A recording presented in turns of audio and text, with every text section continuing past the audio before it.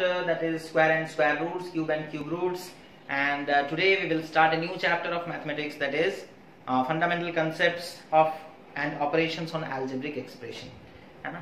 तो ये चैप्टर बच्चों आप लोग पहले से भी पढ़ते हुए आ रहे हो, है ना। आप लोग algebraic expression से रिलेटेड स्टैंडर्ड 6 से पढ़ते हुए आप लोग आ रहे हो, 6 में पढ़े, 7 में पढ़े और अभी 8 में फिर से पढ़ना है। तो इंपॉर्टेंस आप समझ सकते हो, एक चैप्टर को हमें बार बार पढ़ाया जा रहा है, दैट मीन्स वो चैप्टर हमारे लिए काफी इंपॉर्टेंट है। हमारे मतलब आने वाले हायर स्टडीज में इनका बहुत सारा एप्लीकेशन रहने वाला है, इसी कारण से एक चैप्टर को बार बार पढ़ाया जाता है। ठीक है, तो हम लोग आज स्टार्ट करते हैं इस चैप्टर को, जिसका नाम है fundamental concepts and operations on algebraic expressions, है ना। तो बेसिकली हम लोग अलजेब्रिक एक्सप्रेशन यहाँ पर लिख रहे हैं, अलजेब्रिक एक्सप्रेशन के बारे में हम लोगों को पढ़ाई करना है।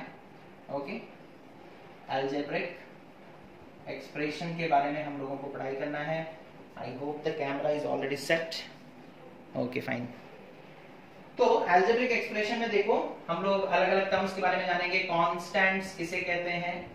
कॉन्स्टेंट्स कहते हैं something having a fixed value, something having a fixed numerical value. Okay, fixed numerical value. Okay, जैसे बच्चों 3 हो गया, 4 हो गया, ओके, या फिर कोई भी नंबर, है ना। पाई हो गया, पाई का वैल्यू कितना है 22/7। ओके, तो इस तरीके से कोई भी नंबर जिसका वैल्यू मतलब नंबर्स के वैल्यू फिक्स्ड होते हैं। हम तुमसे पूछेंगे कि 3 मैंगोज, तुम बताओगे, हम बोलेंगे तुम अपने फिंगर्स से हमें बताओ 3 मैंगोज, तुम बोलोगे सर 3। ओके, हम तुम्हें बोलेंगे 3 बनानास, तो तब भी तुम 3 ही उंगली दिखाओगे 3। तो बनाना हो या एप्पल हो या मैंगो हो, जो भी हो, 3 मीन्स 3। ओके, तो उन्हें हम लोग कांस्टेंट कहते हैं जिनका न्यूमेरिकल वैल्यू कांस्टेंट हो। ओके, फिक्स्ड न्यूमेरिकल वैल्यू हो। ओके, उसके वेरिएबल्स और लिटरल्स हम लोग किसे कहते हैं? वेरिएबल्स और लिटरल्स हम लोग किसे कहते हैं ना? Symbol which takes on various numerical values. Okay, symbols which takes various numerical values. Okay, तो वेरिएबल्स और लिटरल्स क्या होते हैं बच्चे? ये सिंबल्स होते हैं जिनका वैल्यू अलग अलग आता है। जैसे सपोज कर लो हम बोलेंगे एक रेक्टेंगल है, उसका length l, breadth b। Suppose हम बोलेंगे और एक रेक्टेंगल है, दूसरे क्वेश्चन में आपको दिया गया एक रेक्टेंगल है, उसका लेंथ सपोज कर लो l, ब्रेड्थ b। अब ये लेंथ बराबर है क्या? नहीं, लेकिन दोनों का सिंबल लेंथ के लिए l ही यूज किया जाता है। इस क्वेश्चन में हो सकता है length is equals to 5 centimetre, इस क्वेश्चन में हो सकता है length is equals to 10 centimetre, है ना। तो सिंबल फिक्स्ड है। जब भी हम लोगों को बोला जाएगा लेंथ के लिए हम कौन सा सिंबल यूज करेंगे, तो आप बोलोगे सर l यूज करेंगे, ब्रेड्थ के लिए b यूज करेंगे, चाहे क्वेश्चन कोई सा भी हो उसका वैल्यू चेंज होता रहेगा, है ना, लेकिन सिंबल्स मतलब एक पर्टिकुलर हम लोग यूज करते हैं। ओके, तो these are symbols having different values in different questions, है ना। एक क्वेश्चन में लेंथ का वैल्यू 5 है, दूसरे क्वेश्चन में लेंथ का वैल्यू 10 है। ओके, तो इन्हें ही हम लोग कहते हैं वेरिएबल्स और लिटरल्स। उसके बाद क्या आता है बच्चों? Algebraic expression, combination of constants and variables. Okay, algebraic expression हम लोग किसे कहेंगे ना?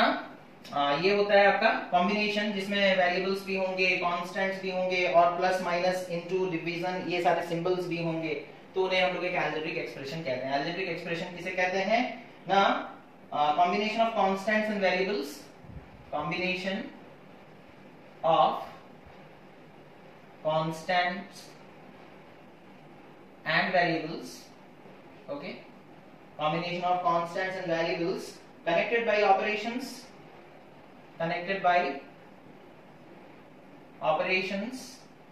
operations मतलब यहाँ पर ऑपरेशन मैथमेटिकल ऑपरेशन है ना, मैथमेटिकल ऑपरेशन जैसे कि plus minus, okay, multiplication, division is known as algebraic expression, is known as algebraic expression. Okay, is known as algebraic expression. Okay, algebraic expression. जैसे कि सपोज कर लो हम लिखेंगे 6x plus 3y is equals to 8। 6 एक constant है, 3 constant है, 8 constant है, x variable है, y वेरिएबल है, इन दोनों के बीच में प्लस का साइन है ना। तो ये एक अलजेब्रिक एक्सप्रेशन बन गया है। ये क्या बन गया? Algebraic expression. ओके, तो इस तरीके से अलजेब्रिक एक्सप्रेशंस बनते हैं। ओके, अच्छा, उसके बाद हम लोग पढ़ेंगे terms of N algebraic expression, है ना। Terms of an algebraic expression. Okay, जैसे सपोज कर लो हम लोगों को एक अलजेब्रिक एक्सप्रेशन दिया गया है 6a + 7b। ओके, तो यहां देखो प्लस ऑपरेटर है, प्लस ऑपरेटर के लेफ्ट में एक चीज लिखा हुआ है, प्लस ऑपरेटर के राइट में 7b लिखा है। तो प्लस ऑपरेटर जो है या माइनस ऑपरेटर जो है, ये लोग दो टर्म्स के बीच में आते हैं, है ना। तो यहाँ पर 6a एक टर्म हो गया और 7b एक टर्म हो गया। तो terms are always separated by plus और माइनस साइंस, है ना, प्लस और माइनस साइंस। जैसे कि अगर लिखा होगा 7 + 5x - 8y, 7 + 5x - 8y, यहाँ पर देखो यहां से हम लोग चल रहे हैं, एक ऑपरेटर आ गया, मतलब ये एक टर्म हो गया। फिर ऑपरेटर के बाद देखो यहां से हम लोग फिर से चले, फिर एक ऑपरेटर आ गया, तो ये भी एक टर्म हो गया। ऑपरेटर के बाद फिर ये एक टर्म हो गया। तो 7 एक टर्म है, 5x एक टर्म है, ठीक है, और 8y भी एक टर्म है, term of the algebraic expression. तो टर्म्स आप लोगों को समझ में आ गए होंगे, है ना। अब जैसे सिर्फ हम लिखेंगे 5x, तो ये एक सिंगल टर्म हुआ। हम लिखेंगे 5x + 3y, तो इसमें दो टर्म्स हो गए। हम लिखेंगे 5x + 3y + 2z, तो यहाँ पे तीन टर्म्स हो गए, है ना।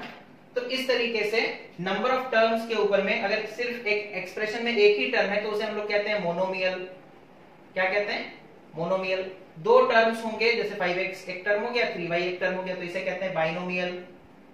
इसे क्या कहते हैं? बाइनोमियल। यहाँ पर देखो 5x 3y 2z तीन टर्म्स हो गए, तो इन्हें हम लोग क्या कहते हैं? ट्राइनोमियल। इन्हें हम लोग क्या कहते हैं? ट्राइनोमियल। ओके, तो अगर किसी अलजेब्रिक एक्सप्रेशन में बच्चों एक सिंगल टर्म होगा तो उसे हम लोग क्या कहेंगे? मोनोमियल। दो टर्म्स होंगे तो उन्हें हम लोग क्या कहेंगे? बाइनोमियल। और तीन टर्म्स होंगे तो उन्हें हम लोग क्या कहेंगे? ना ट्राइनोमियल। ओके, और एक आता है मल्टीनोमियल, जिसमें containing more than one term. ठीक है, मोर देन वन टर्म। देखो इसमें भी मोर देन वन टर्म है, इसमें भी मोर देन वन टर्म है। तो बाइनोमियल और ट्राइनोमियल का एक कॉमन कैटेगरी है, that is multinomial. That is multinomial. Okay, मतलब अगर किसी अलजेब्रिक एक्सप्रेशन में दो टर्म्स हैं, एक से ज्यादा होने चाहिए बस, तो उसे मल्टीनोमियल कहा जाएगा। जैसे बाइनोमियल में दो टर्म्स होते हैं, ट्राइनोमियल में तीन टर्म्स होते हैं। तो बाइनोमियल भी एक मल्टीनोमियल है, ट्राइनोमियल भी एक मल्टीनोमियल है। समझ में आ गया?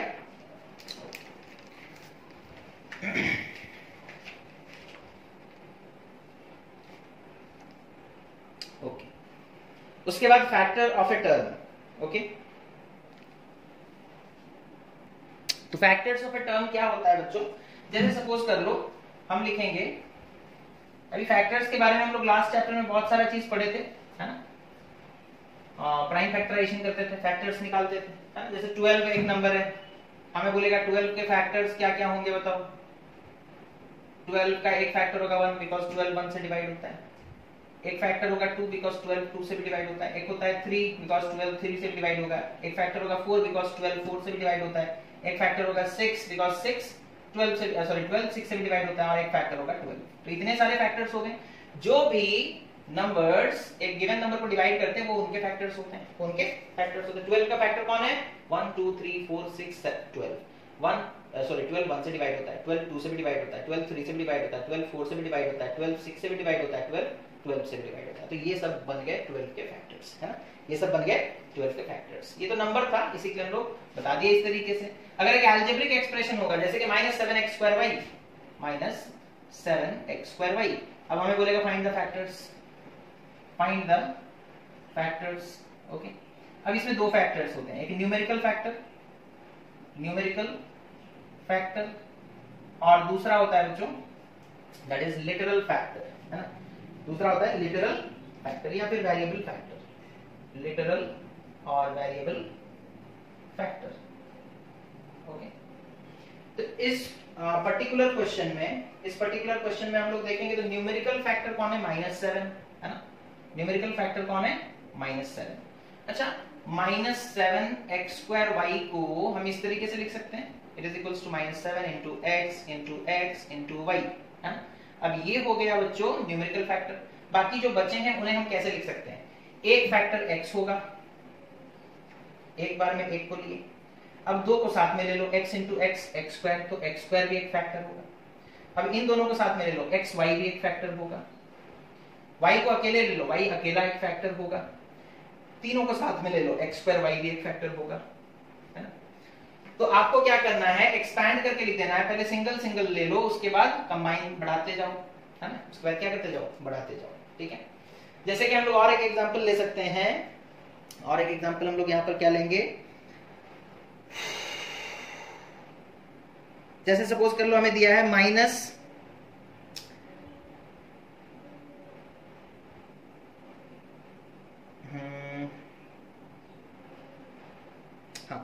-9y²z, -9y²z। ओके, तो हम लोग इसे लिख दिए it is equals to -9 into y into y into z. ठीक है, -9 हो गया बच्चों न्यूमेरिकल फैक्टर, y को एक बार लिख दो, ये एक लिटरल फैक्टर, फिर दूसरा देखो कौन है, ये भी तो y ही है, z हो गया एक न्यूमेरिकल लिटरल फैक्टर। उसके बाद दो को साथ में ले लो, y², y into y is y², तो y² हो गया एक लिटरल फैक्टर।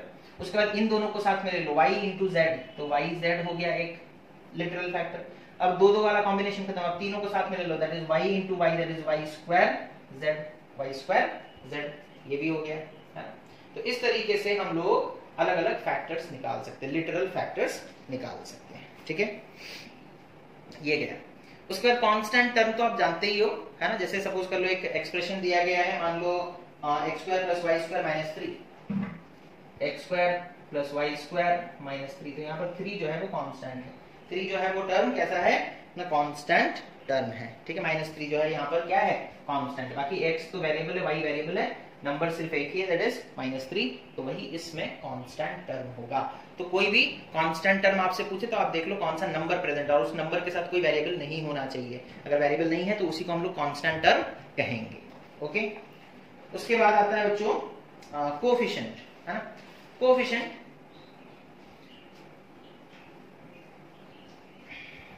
कोएफिशिएंट का मतलब क्या होता है, देखो ये सब आप लोग बहुत बार पढ़ चुके हो, इसी के लिए हम थोड़ा मतलब थोड़ा सा स्पीड पढ़ा रहे हैं आपको। जैसे 9y²z, है ना, -9y²z।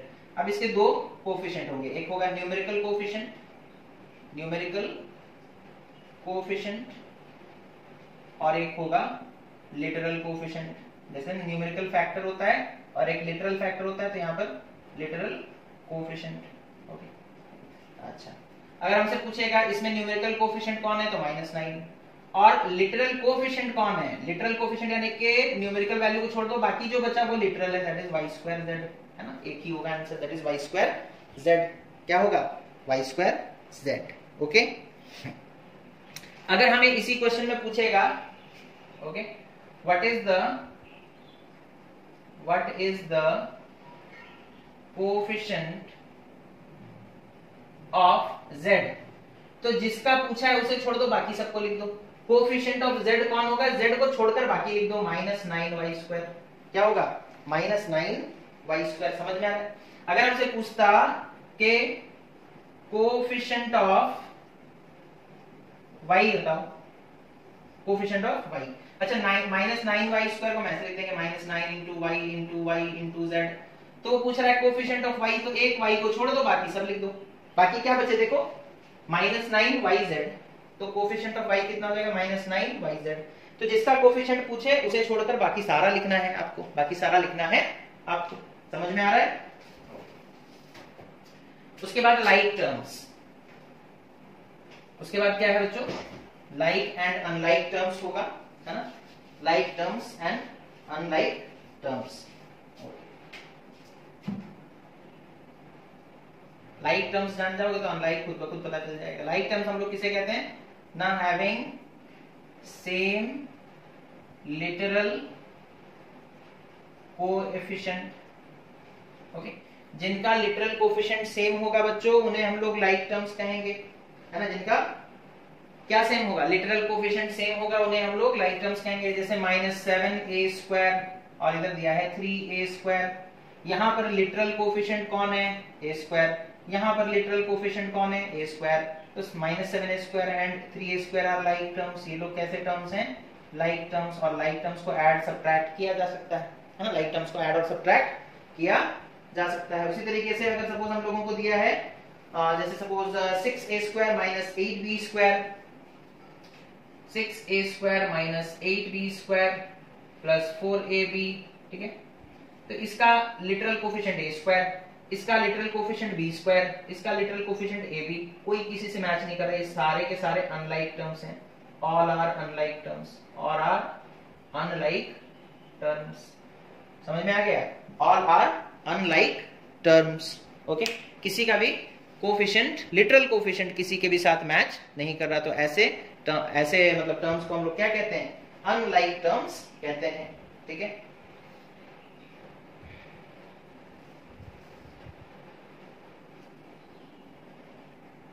उसके बाद आते हैं बच्चों हम लोग पॉलिनोमियल्स के बारे में बात करेंगे। किसके बारे में बात करेंगे? पॉलिनोमियल्स, है ना।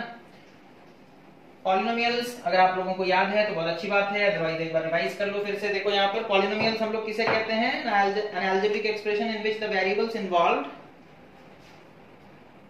an algebraic expression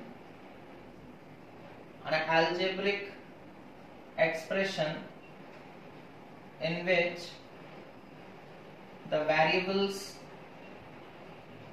involved have non-negative powers। Integral power भी लिखता है वही सेम चीज है, नॉन नेगेटिव पावर्स होना चाहिए, है ना। तो हम लोग पॉलिनोमियल्स किसे कहेंगे? ना कोई भी ऐसा अलजेब्रिक एक्सप्रेशन जिसमें जो वेरिएबल्स हैं उनके पावर नेगेटिव नहीं होने चाहिए, है ना। जैसे सपोज कर लो हम लोगों को दिया है 7a square minus a square minus 5a plus 3, 7a cube दिया है। ओके, तो यहाँ पर देखो वेरिएबल कौन है? यहाँ पर a, यहाँ पर भी a, यहाँ पर भी a, यहाँ पर a का पावर कितना है 3, यहाँ पर a का पावर कितना है 2, यहाँ पर a का पावर कितना है 1, सारे पावर्स पॉजिटिव हैं, तो ये एक पॉलिनोमियल है। ये क्या है? एक पॉलिनोमियल है। उसके बाद उसी तरीके से और एक एग्जांपल देखो यहाँ दिया है 6 plus 5y square, 6 plus 5y square minus 7y to the power 4। यहाँ तो कोई वेरिएबल है ही नहीं, यहाँ पर y है, यहाँ पर y है, यहाँ y का पावर कितना है देखो 2, यहाँ y का पावर कितना है 4, पावर्स पॉजिटिव हैं, तो ये पॉलिनोमियल है। ये क्या है? पॉलिनोमियल है, बिकॉज नॉन नेगेटिव पावर, यानी कि पावर पॉजिटिव होना चाहिए। पावर कैसा होना चाहिए? पॉजिटिव। नॉन नेगेटिव मतलब क्या? पॉजिटिव। तो यहाँ तो सबके पावर्स पॉजिटिव है, यहाँ पर भी y का पावर पॉजिटिव है, तो ये सब पॉलिनोमियल्स हैं, है ना। लेकिन अगर बच्चों हम लिखेंगे 3x plus 3x, 3x plus 3x, तो क्या ये पॉलिनोमियल होगा? नहीं होगा। क्यों नहीं होगा? देखते हैं। 3x plus 3x, 3x plus x को ऊपर ले जाएंगे, x का नीचे पावर कितना है 1, ऊपर ले जाएंगे तो 3x to the power minus 1 हो गया, है ना। एक्सपोनेंट में आप लोग पढ़ चुके हो, x का पावर नीचे में 1 है, डिनोमिनेटर में 1 है, उसे ऊपर लाओगे तो पावर क्या हो जाएगा? -1। अब इस एक्सप्रेशन को देखो, इसमें x का पावर 1 है, चलो ठीक है, यहाँ x का पावर -1 है, नेगेटिव पावर, तो ये पॉलिनोमियल नहीं है, not a polynomial. Okay, not a polynomial. उसी तरीके से देखो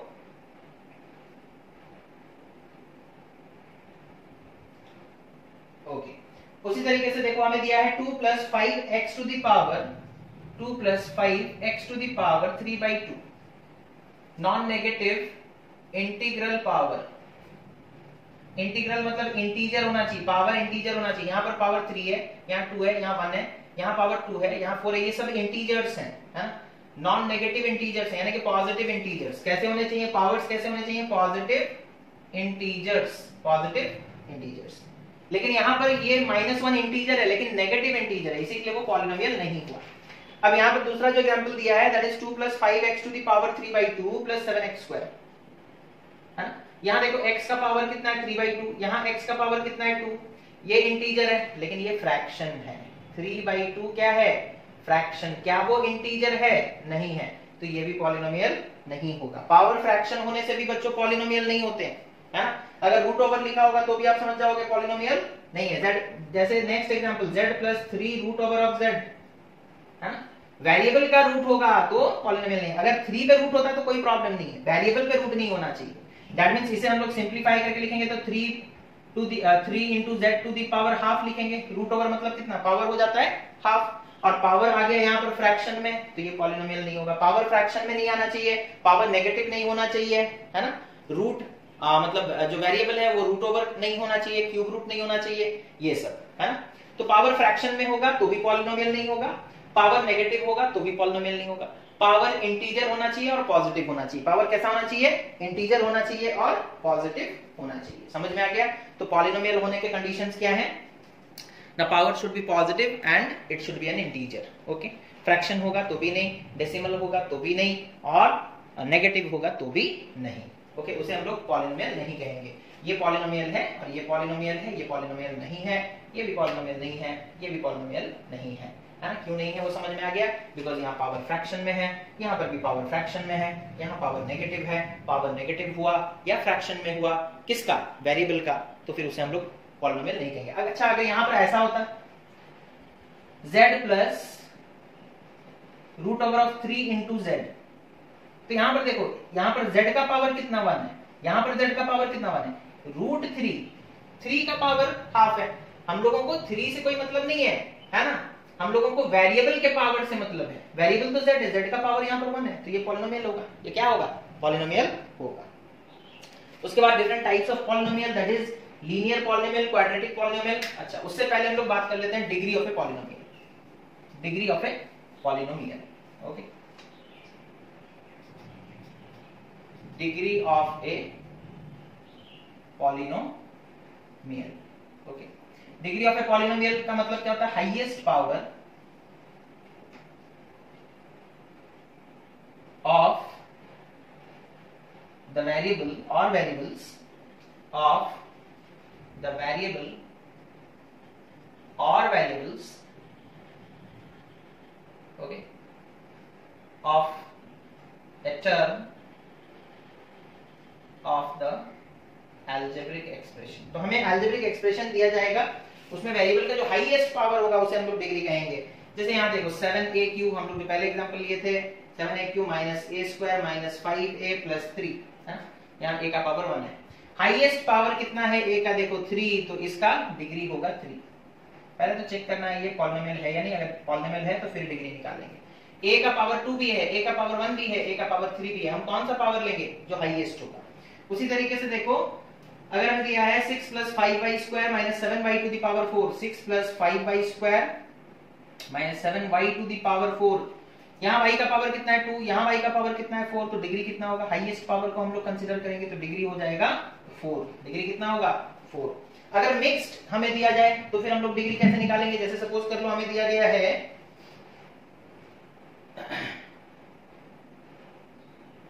जैसे सपोज हम लोगों को दिया गया है 6x³ minus 2x² plus xy² minus 3x²y²। तो एक एक टर्म को देखो बच्चों, इसीलिए हम वेरिएबल और वेरिएबल्स लिखे थे, है ना? Highest power of the variable और वेरिएबल्स, ठीक है? यहाँ एक ही वेरिएबल है, यहाँ 2 वेरिएबल है, यहाँ 2 वेरिएबल है, यहाँ 2 वेरिएबल है।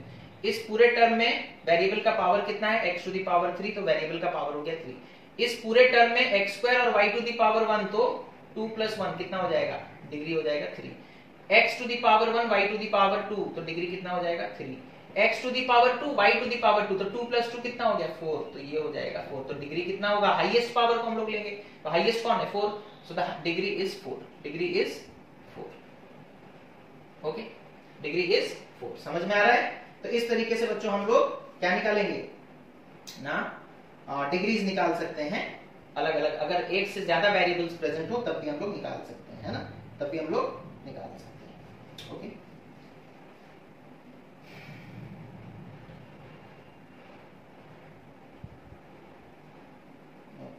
उसके बाद जिस पॉलिनोमियल का डिग्री 1 होगा, आप डिग्री निकाले, अगर डिग्री 1 आया तो उससे हम लोग कहेंगे लीनियर पॉलिनोमियल। क्या कहेंगे? Linear polynomial. जैसे example 5x plus 3y, okay, ये एक एल्जेब्रिक एक्सप्रेशन। यहाँ x का पावर कितना है 1, यहाँ पर y का पावर कितना है 1। इस टर्म का डिग्री निकाल लो 1, इस टर्म का डिग्री निकाल लो 1, तो दोनों का 1 ही है, तो हाईएस्ट भी 1 ही आएगा। तो इस पूरे एल्जेब्रिक एक्सप्रेशन का डिग्री कितना हो गया? 1। जिस पॉलिनोमियल का डिग्री 1 होता है उसे लीनियर पॉलिनोमियल कहते हैं। उसे क्या कहते हैं? Linear polynomial. उसी तरीके से जिस पॉलिनोमियल का डिग्री 2 होगा उसे हम लोग क्या कहेंगे, क्वाड्रेटिक पॉलिनोमियल, है ना, quadratic polynomial. Okay, quadratic polynomial. Okay, जैसे एग्जांपल हम लोग ले लेंगे 5x² + 3x + 2। ओके, यहां पर देखो इस टर्म का निकालो। यहां पर वेरिएबल है x, पावर कितना है 2, यहां पर वेरिएबल है x, पावर कितना है 1, यहां पर वेरिएबल नहीं है तो पावर हम लोग 0 लिख सकते हैं। ओके, वेरिएबल है ही नहीं तो पावर 0 लिख सकते हैं। तो यहां पर देखो हाईएस्ट कौन सा है, ये वाला, तो ये हो गया डिग्री 2। डिग्री 2 वाले को हम लोग क्या कहते हैं, क्वाड्रेटिक पॉलिनोमियल। क्या कहते हैं, क्वाड्रेटिक पॉलिनोमियल। तो डिग्री निकालने आप सीख जाओगे। अगर डिग्री 1 आया तो लीनियर, डिग्री 2 आया तो क्वाड्रेटिक, और अगर डिग्री 3 आया तो क्यूबिकल। जैसे 5x³ + 3y² + 2z, है ना। तो ये एक टर्म हो गया, ये एक टर्म हो गया, ये एक टर्म हो गया। तीनों का डिग्री निकालो। इसका डिग्री कितना है 3, इसका डिग्री कितना है 2, इसका डिग्री कितना है 1, हाईएस्ट कितना है 3। तो इस पूरे अलजेब्रिक एक्सप्रेशन में हाईएस्ट कितना जा रहा है 3, तो इस पूरे अलजेब्रिक एक्सप्रेशन का डिग्री कितना हो गया 3। जिस अलजेब्रिक एक्सप्रेशन का डिग्री 3 होगा उसे हम लोग कहेंगे क्यूबिकल पॉलिनोमियल। क्या कहेंगे, क्यूबिकल पॉलिनोमियल। समझ में आ रहा है, क्यूबिकल पॉलिनोमियल। ओके, अच्छा, अगर सपोज कर लो हम लोग लिखेंगे 7/5, सिर्फ लिखा है 7/5, मतलब कोई वेरिएबल नहीं है, या फिर ऐसे बोल सकते हैं x⁴ x⁴ कितना होता है बच्चों 1, है ना। That means 7/5 × 1 which is equals to 7/5। तो हम ऐसा बोल सकते हैं कि मान लो 7/5 में x प्रेजेंट है लेकिन पावर 0 है। पावर कितना है 0 है, इसी के लिए वो दिख नहीं रहा है। तो ऐसे पॉलिनोमियल्स को हम लोग कांस्टेंट पॉलिनोमियल कहते हैं, है ना। कांस्टेंट पॉलिनोमियल किसे कहते हैं ना, जिनका डिग्री 0 होता है, यानी कि जिनमें कोई वेरिएबल प्रेजेंट नहीं होता, है ना, कोई वेरिएबल प्रेजेंट नहीं होता। जैसे हम सिर्फ लिखेंगे 5, तो इसमें कोई वेरिएबल नहीं है, मतलब ये एक कांस्टेंट पॉलिनोमियल है जिसका डिग्री कितना है 0 है। डिग्री कितना है 0 है। ओके, समझ में आ गया। तो these are the different types of polynomials. Okay, अब इसके बाद बच्चों आप लोग एक्सरसाइज 12A को ट्राई करोगे, है ना। सारा पढ़ा हुआ ही चीज है, ट्राई करो। उसके बाद अगर नहीं होता है तो डाउट्स भेजोगे, फिर उसे हम लोग क्लियर करेंगे। तो ये था बच्चों आज का वीडियो, इसे जरूर देखें और आप रिवीजन करें अपने अलजेब्रिक कॉन्सेप्ट्स का, है ना। बस इतना ही। Thank you for watching, have a nice day.